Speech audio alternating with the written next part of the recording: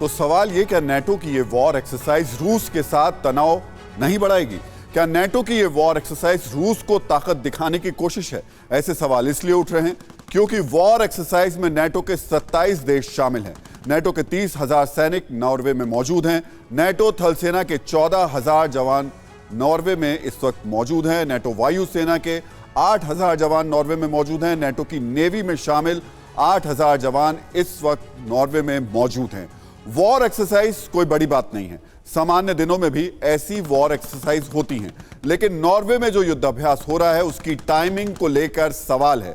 ऐसा इसलिए है क्योंकि यूक्रेन पर रूस के अटैक के बाद नेटो की यह पहली वॉर एक्सरसाइज है। इस युद्धाभ्यास में स्वीडन और फिनलैंड भी शामिल हो रहे हैं। स्वीडन और फिनलैंड नेटो के सदस्य नहीं हैं। रूस स्वीडन और फिनलैंड के नेटो में शामिल होने का विरोध करता रहा है।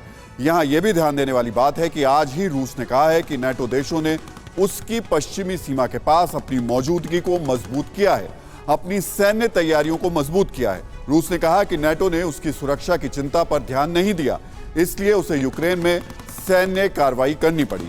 अब ऐसे वक्त में नेटो की वॉर एक्सरसाइज ये सवाल उठा रही है कि अब चंद घंटों बाद रूस और अमेरिका के नेतृत्व वाले नेटो में जंग शुरू हो सकती है।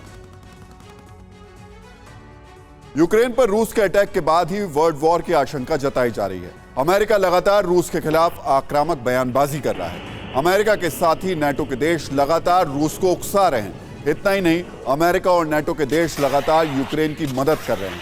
नेटो में शामिल 15 से ज्यादा देशों ने यूक्रेन को हथियारों की सप्लाई की है। अमेरिका ने यूक्रेन को एंटी आर्मर, स्टिंगर मिसाइल और दूसरे हथियार दिए हैं। जर्मनी ने यूक्रेन को एंटी टैंक वेपन और स्टिंगर मिसाइल दी है। फ्रांस ने यूक्रेन को डिफेंसिव एंटी एयरक्राफ्ट और डिजिटल वेपन दिए हैं।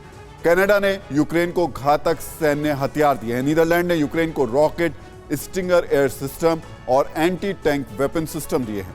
बेल्जियम ने यूक्रेन को एंटी टैंक वेपन और ऑटोमेटिक राइफल्स दी हैं।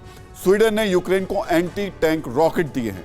ब्रिटेन ने यूक्रेन को हथियार सप्लाई किए हैं। इन हथियारों के दम पर यूक्रेन लगातार रूस की सेना को निशाना बना रहा है और रूस से लड़ रहा है।